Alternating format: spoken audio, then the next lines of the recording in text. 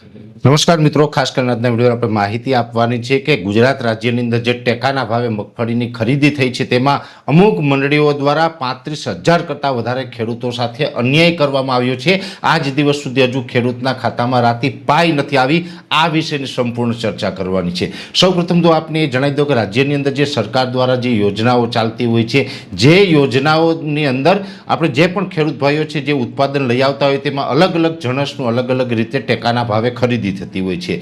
ચાલુ વર્ષે પણ જે ચોમાસુ પાકની ખરીદી થઈ, અત્યારે શિયાળુ પાકની પણ જે ખરીદીની નોંધણી ઘણી જગ્યાએ થઈ ગઈ છે, ઘણી જગ્યાએ હવે ખરીદી ચાલુ થવાની છે। ત્યારે ચોમાસુ પાકની વાત કરવા જઈએ તો એક મુખ્ય પાક આપણો ગુજરાતનો કહેવાય છે મગફળી। મગફળીની અંદર જોવા જઈએ તો સરકારે જે ખરીદીની જાહેરાત કરી હતી તેની અંદર 15.21 લાખ મેટ્રિક ટન મગફળી છે એ ટેકાના ભાવે ખરીદવાની હતી અને એની અંદર રજીસ્ટ્રેશન થયું હતું 9,32,000 ખેડૂતોનું।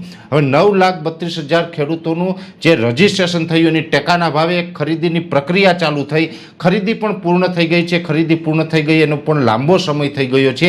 હવે તો એ જે ટેકાના ભાવે ખરીદી થઈ, આમ તો મગફળીનું ઉત્પાદન છે એ દિવાળી આવી જતું હોય છે ત્યારે ટેકાના ભાવે ખેડૂતોએ વેચાણ પણ કરી દીધું। હવે આવી ગઈ છે હોળી, છતાં પણ હજી 35,000 આસપાસ ખેડૂત એવા છે કે એના ખાતાની અંદર મગફળીનું પેમેન્ટ હજી આવ્યું નથી। ત્યારે ખૂબ દુઃખની વાત છે। ભલે આ એક જે ખરીદીનો આંકડો છે એ તો 9,32,000 ખેડૂતનો છે, એમાંથી જે ખેડૂતોને પેમેન્ટ બાકી છે એ 35,000 છે। એટલે આમ આંકડાકીય રીતે જોવા જઈએ તો ભલે એ આંકડો નાનો છે, છતાં પણ આ 35,000 ખેડૂતોનો ગુનો શું કે એમને મગફળીનું પેમેન્ટ ના મળ્યું? કેમ કે આની અંદર જોવા જઈએ તો ક્યાંય ને ક્યાંય દોષિતો છે તો મંડળીઓ છે ને આમ પણ સહકારી મંડળીઓની અંદર ભૂતકાળમાં પણ અનેક કૌભાંડો છે એ થતા આવ્યા છે ને ફરીથી એક વખત સામે એ આવ્યું છે કે કોઈ સહકારી મંડળીઓ જે આ ખરીદી કરી છે ને એ મંડળીઓએ જે ખેડૂતને પેમેન્ટ ચૂકવવાનું હોય છે એમાં 35,000 કરતાં વધુ ખેડૂતોને આનું જે પેમેન્ટ છે એ નથી ચૂકવાયું। તો સરકારશ્રીને પણ વિનંતી છે કે આવી મંડળીઓ સામે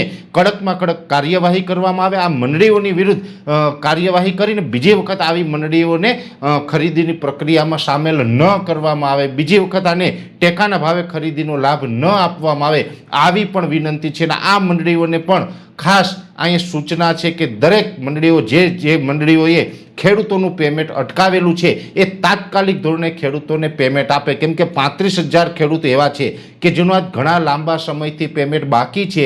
દિવાળીએ જે પેમેન્ટ આવવાનું હોય એ પેમેન્ટ જો ઉતાસની ઉપર ન આવે તો ખેડૂતોનું જે આર્થિક સ્થિતિ છે એનું આખું બજેટ છે એ ખોરવાઈ જતું હોય છે। ખેડૂતોને અનેક પ્રકારનું હજુ આયોજન કરવાનું હોય અને ખેડૂતોને હવે તો માર્ચ મહિનો પણ નજીક આવ્યો છે। જે પાક ધિરાણ હોય એ પણ આપણે માર્ચ મહિને નવા જૂનું કરતા હોય, અનેક જગ્યાએ પૈસાની જરૂર પડતી હોય છે। ખરા સમયે ખેડૂતના પરસેવાના પોતાના જ પૈસા જોઈને કામ ન આવે તો આ દુઃખની વાત છે। સરકારે યોજના મૂકી હતી ટેકાના ભાવે ખરીદી, આ ટેકો આપવાનો હતો ખેડૂતને, પણ આ ટેકો મળ્યો છે મંડળીઓને। એટલે આ મંડળીઓએ જે 35,000 ખેડૂતો સાથે અન્યાય કર્યો છે એ તાત્કાલિક ધોરણે એ ખેડૂતોને પેમેન્ટ આપે એવી મારી રજૂઆત છે, વિશેષ વાત છે। આ વિશે પણ જો સોલ્યુશન નહીં આવે તો આગળ ઉપર ચર્ચા કરશું। અત્યારે આ વિડીયોની અંદર એટલું, અંતમાં દરેક મિત્રોને વિનંતી રહેશે વિડીયોને લાઈક આપીને દરેક ગ્રુપમાં શેર કરી દેવો। જો તમે અમને યુટ્યુબ ઉપર જોઈ રહ્યા હોય તો ચેનલને સબસ્ક્રાઈબ કરજો અને ફેસબુક પેજને ફોલો કરજો।